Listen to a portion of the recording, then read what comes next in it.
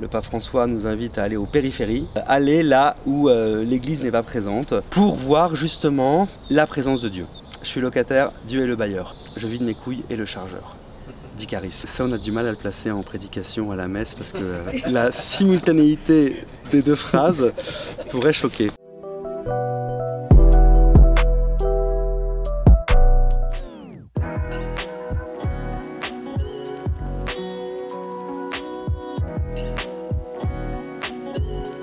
Je ne connais pas les convictions religieuses de Necfeu. On sent qu'il a été élevé dans une tradition chrétienne, qu'il croit connaître le christianisme. Se payer le paradis, on a pu le penser, on a pu le vouloir, mais évidemment que c'est pas l'argent qui paye le paradis, c'est pas la puissance matérielle qui paye le paradis, parce que Dieu, évidemment, qu'on ne pourra jamais l'acheter. La seule chose qui peut nous faire entrer au paradis, c'est l'amour qu'on donne aux autres. C'est la qualité d'amour de nos vies. Jette tes billets en l'air, on peut aussi dire que c'est partage. Donne ton argent, ne garde pas ton argent pour soi. Partage, et ça, effectivement, c'est davantage religieux et chrétien, parce que l'argent, il nous est donné aussi pour qu'on puisse le partager, aussi pour qu'on puisse faire le bien avec son argent. Parce que sur cette terre, on n'est que des intendants.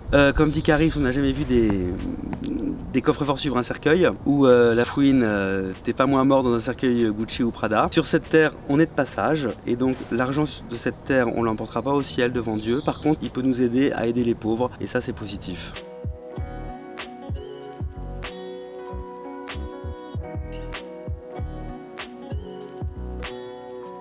Plein de références bibliques mais aussi cinématographiques. Lorsque Jésus dit tendre l'autre joue, ce n'est pas du masochisme, ce n'est pas de se faire littéralement massacrer, c'est justement de pouvoir entrer dans une démarche de discussion avec l'interlocuteur. Souvent, nous, quand on nous fait du mal, on va penser que la seule démarche possible, c'est la vengeance. Et souvent, pour une égratignure, on sort un bazooka. Autrement dit, il y a une disproportion. Jésus, il nous invite à tendre l'autre joue, c'est-à-dire à présenter toujours notre visage, c'est-à-dire le lieu de la parole. Lorsque Jésus est questionné dans son procès et qu'on lui dit « Est-ce que tu es vraiment le Fils de Dieu ?»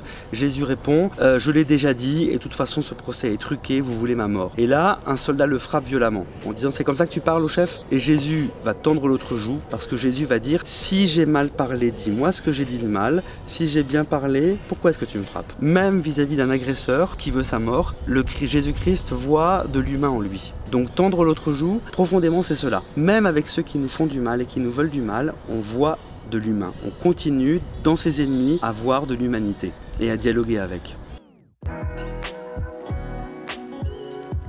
Alors je trouve que le cas de PNL est très intéressant, nonobstant leur immense qualité. PNL nous montre aussi la dualité, l'ambivalence entre d'un côté le désir de Dieu et l'attrait pour les choses matérielles, les biens de consommation, une grosse télé, une grosse voiture, des vêtements de marque, et que pour toute une partie de la jeunesse de notre société, le seul moyen de s'en procurer, c'est de faire du sale, c'est de trafiquer, c'est de bicraver, c'est voilà. Et qu'à partir de là, il y a la reconnaissance chez PNL de cette ambiguïté.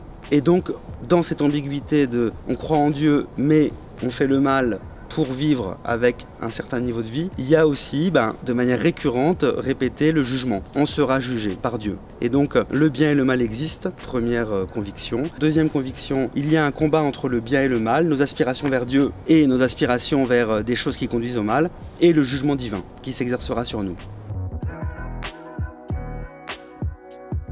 Référence explicite à Moïse. Moïse qui guide vers la terre promise pour libérer le peuple juif de la servitude, de l'esclavage, de la mort en Égypte. Lino qui veut libérer les Lascars de la servitude, de l'esclavage, de la mort. Quelle terre promise ensuite pour les Lascars?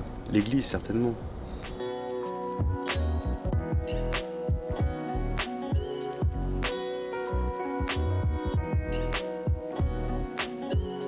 On voit effectivement le combat entre Dieu et les forces du mal.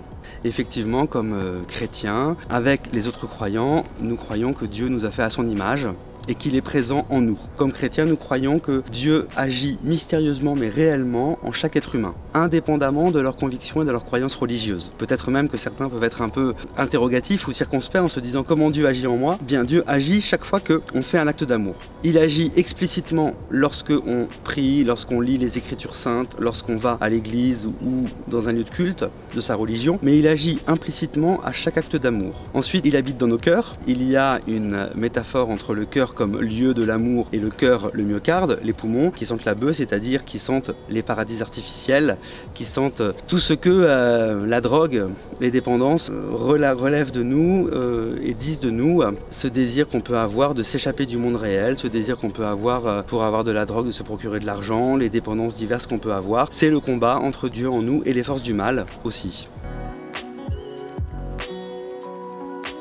Ils ont blanchi le Christ. Je trouve que pour nous chrétiens d'Europe c'est très intéressant parce que ça veut dire que pendant trop longtemps on a voulu européaniser la religion. Jésus il vient pour chaque être humain et le défi du christianisme aujourd'hui c'est de sortir d'une vision seulement européocentrée, européenne, pour recevoir d'autres visions asiatiques, amérindiennes, africaines. Il y a beaucoup de prêtres africains qui sont en France ou en Europe pour apporter la foi. Et c'est très positif parce que ça nous bouscule. Blanchir Jésus, ça montre donc ce désir qu'on a d'avoir une religion à soi, de mettre la main sur la religion et de penser que notre vision est la meilleure et qu'on n'a pas besoin des autres. J'entends plein de gens qui me disent je suis croyant mais pas pratiquant, pas besoin d'aller à l'église pour être croyant.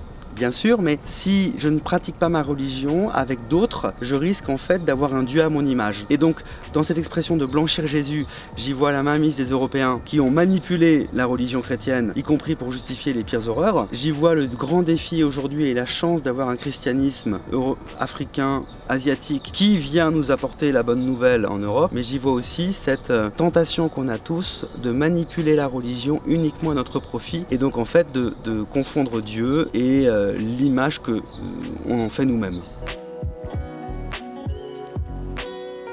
Cela montre la culture religieuse de Caris. Lorsque les cardinaux, les responsables de l'église se réunissent pour élire le pape, les bulletins sont brûlés après chaque scrutin. Quand le pape est élu, on rajoute un produit qui fait que la fumée devient blanche. Voilà. Donc fumée blanche, ça veut dire que le pape est élu et on va l'annoncer en disant Habemus Papam, nous avons un pape.